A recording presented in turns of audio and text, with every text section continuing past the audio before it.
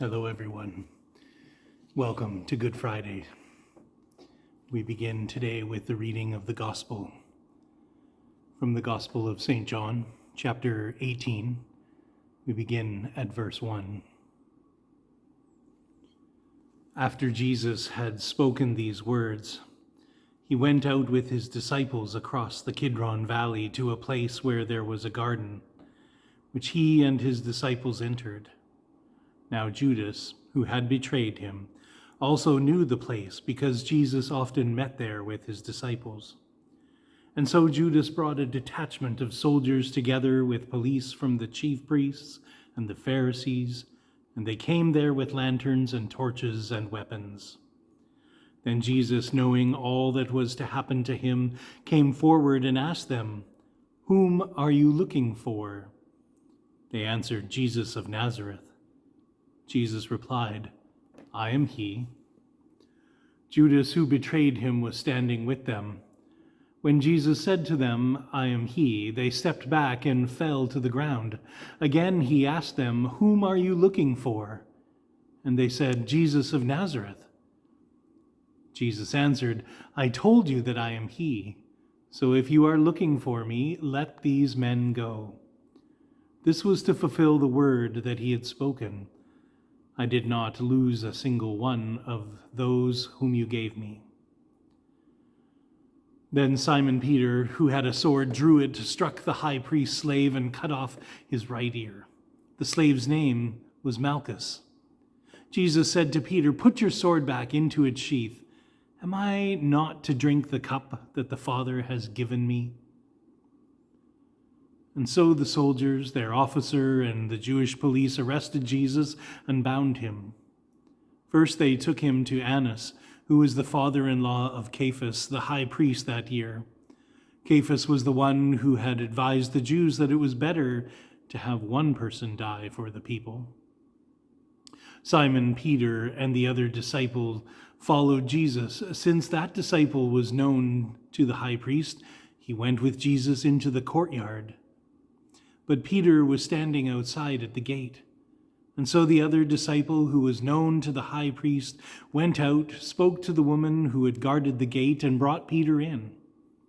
The woman said to Peter, "You are not also one of this man's disciples, are you?" He said, "I am not." And now the slaves and the police had made a charcoal fire because it was cold, and they were standing around it and warming themselves. Peter also was standing with them and warming himself. Then the high priest questioned Jesus about his disciples and about his teaching. Jesus answered, "I have spoken openly to the world. I have always taught in synagogues and in the temple where all the Jews come together. I have asked nothing in secret. Why do you ask me then? Ask those who heard what I said to them. They know what I said." And when he had said this, one of the police standing nearby struck Jesus on the face, saying, "Is that how you answer the high priest?" Jesus answered, "If I have spoken wrongly, testify to the wrong, but if I have spoken rightly, why do you strike me?" Then Annas sent him bound to Caiaphas, the high priest. Now Simon Peter was standing and warming himself. They asked him, "You are not also one of his disciples, are you?" He denied it and said, "I am not." One of the slaves of the high priest, a relative of the man whose ear Peter had cut off, asked, "Did I not see you in the garden with him?" Again Peter denied it, and at that moment the cock crowed. Then they took Jesus from Caiaphas to Pilate's headquarters. It was early in the morning. They themselves did not enter the headquarters so as to avoid ritual defilement and to be able to eat the Passover. So Pilate went out to them and said, "What accusation do you bring against this man?" They answered, "If this man were not a criminal, we would not have handed him over to you." Pilate said to them, "Take him yourselves and judge him according to your laws." But the Jews replied, "We are not permitted to put anyone to death." This was to fulfill what Jesus had said when he indicated the kind of death he was to die. Then Pilate entered the headquarters again, summoning Jesus, and asked him, "Are you the king of the Jews?" Jesus answered, "Do you ask this on your own, or did others tell you about me?" Pilate replied, "I am not a Jew, am I? Your own nation and the chief priests have handed you over to me. What have you done?" Jesus answered, "My kingdom is not from this world. If my kingdom were from this world, my followers would be fighting to keep me from being handed over to the Jews. But as it is, my kingdom is not from here." Pilate asked him, "So you are a king?" Jesus answered, "You say that I am a king. For this I was born, and for this I came into the world, to testify to the truth. Everyone who belongs to the truth listens to my voice." Pilate asked him, "What is truth?" After he had said this, he went out to the Jews again and told them, "I find no case against him. But you have a custom that I release someone for you at the Passover. Do you want me to release for you this king of the Jews?" They shouted in reply, "Not this man, but Barabbas." Now Barabbas was a bandit. And then Pilate took Jesus and had him flogged. And the soldiers wove a crown of thorns and put it on his head, and they dressed him in a purple robe. They kept coming to him, saying, "Hail, King of the Jews," and striking him on the face. Pilate went out again and said to him, "Look, I am bringing him out to you to let you know that I find no case against him." So Jesus came out, wearing the crown of thorns and the purple robe. Pilate said to them, "Here is the man." When the chief priests and the police saw him, they shouted, "Crucify him! Crucify him!" Pilate said to them, "Take him yourselves and crucify him. I find no case against him." The Jews answered him, "We have a law, and according to that law, he ought to die because he has claimed to be the Son of God." Now when Pilate heard this, he was more afraid than ever. He entered his headquarters again and asked Jesus, "Where are you from?" But Jesus gave him no answer. Pilate therefore said to him, "Do you refuse to speak to me? Do you not know that I have power to release you and power to crucify you?" Jesus answered him, "You would have no power over me unless it had been given you from above. Therefore, the one who handed me over to you is guilty of a greater sin." From then on, Pilate tried to release him, but the Jews cried out, "If you release this man, you are no friend of the emperor. Everyone who claims to be a king sets himself against the emperor." When Pilate heard these words, he brought Jesus outside and sat on the judge's bench at a place called the Stone Pavement, Gabbatha. Now it was the day of preparation of the Passover, and it was about noon. He said to the Jews, "Here's your king." They cried out, "Away with him! Away with him! Crucify him!" Pilate asked them, "Shall I crucify your king?" The chief priests answered, "We have no king but the emperor." And then he handed him over to them to be crucified. And so they took Jesus, and carrying the cross by himself, he went out to what is called the place of the skull, Golgotha. There they crucified him, and with two others, one on either side, with Jesus between them.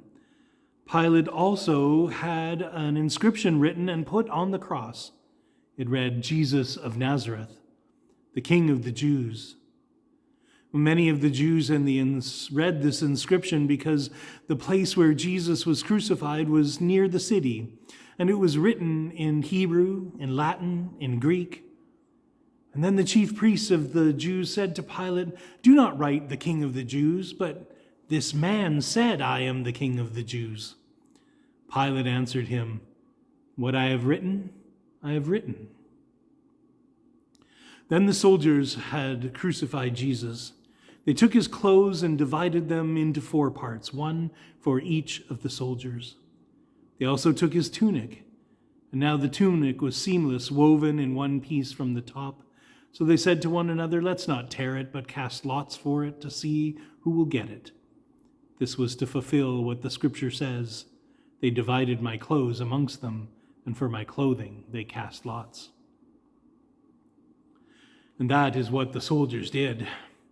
Meanwhile, standing near the cross of Jesus were his mother's sister, wife, Mary, the wife of Clopas, and Mary Magdalene.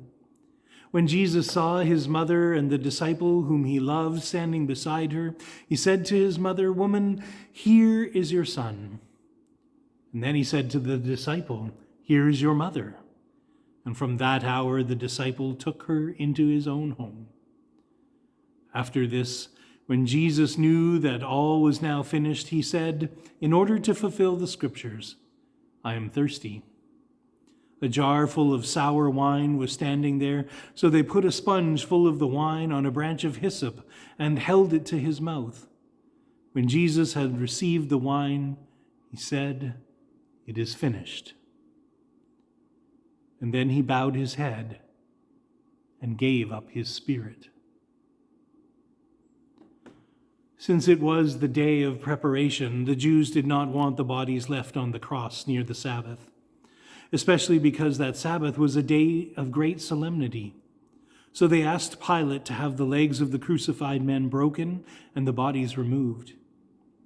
Then the soldiers came and broke the legs of the first and the other who had been crucified with Jesus.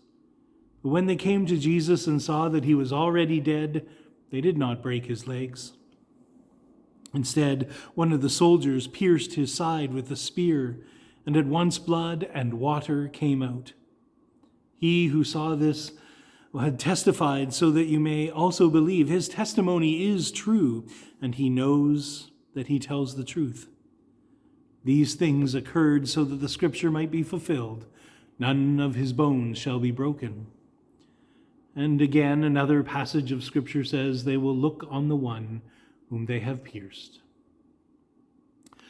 After these things, Joseph of Arimathea, who was a disciple of Jesus, though a secret one because of his fear of the Jews, asked Pilate to let him take away the body of Jesus.